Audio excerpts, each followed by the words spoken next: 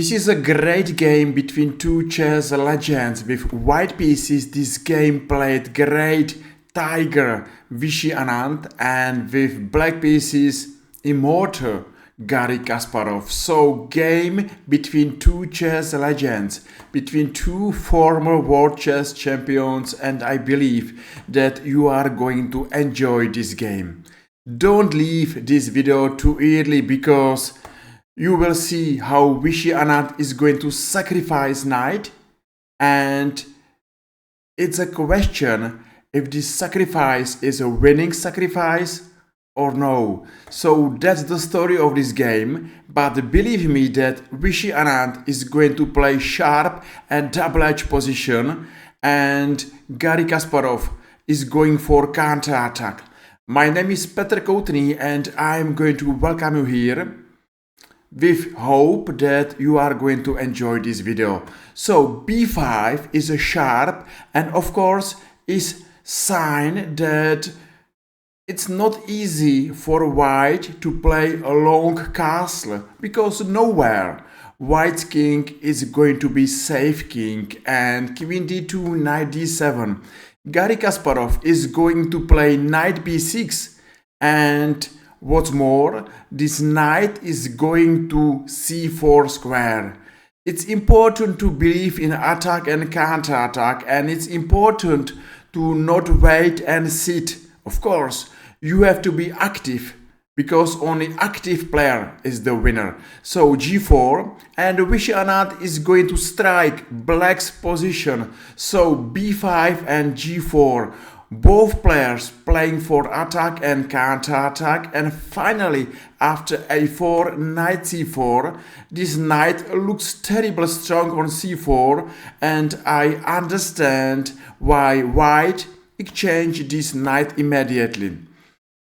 Open b file is open, so I think that now long castle is a bit danger for white, and for this reason Vishy played short castle, bishop b7 and g5, knight d7 and f4, knight c5, pawn on e4 is under attack twice, knight and bishop is attacking and only knight is defending, and this pawn is important for white. So Vishy Anand played queen g2, not only defending this pawn, but of course he is trying still attack black's position.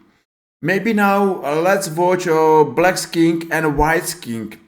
White's king is on g1 and looks safer than black's king on e8, who is sitting in the middle of the board, but at the end it's a question which king is safe and whose king is a weakness. So g6 happened, and now Garry Kasparov is trying to slow down white's attack, but it's difficult to slow down white's attack. Vishy Anand played rook d1. Why? Because rook loves open files, and rook loves to watch opponent's queen. And that's a nice moment of this game where Garry Kasparov immediately leaving this file and played queen c7 and queen g4. Maybe one day Vishy Anand is going to sacrifice something on e6. I hope that you understand that black's kingside position is shaking and now everything is in the edge. So h6, maybe Garry Kasparov is trying to open h file, but f5 is a super strong active move. Vishy Anand is more active since beginning and he is going for attack. Exchange on f5, and Garry is trying to stop white's counter attack, and he played move e5. He believed that in case he will get advantage in the center, maybe white's attack it's not danger and strong, but now Vishy played knight e6. He is going to sacrifice knight, and now is the question if this sacrifice is strong, maybe is winning. At the other side, if not, Black is winning. So unclear position. And now it's a time to ask you, do you believe in this sacrifice or no? Okay, I'm going to show that maybe g6 is not bad at all, where this is another chance how to sacrifice piece, and this is a hidden variation. So why not to watch this variation where I believe that black will take, now play rook g8, check is fine, now g7 and f6, this is a strong position, and I don't believe that here black has a chance to survive.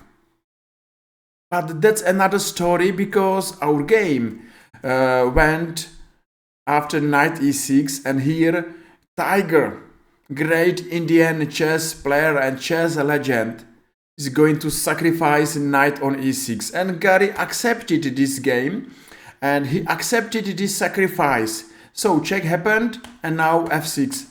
Maybe g6 is stronger, and I'm going to show you this variation as well. Of course, black is playing for attack and compensation in his two connected pass pawns.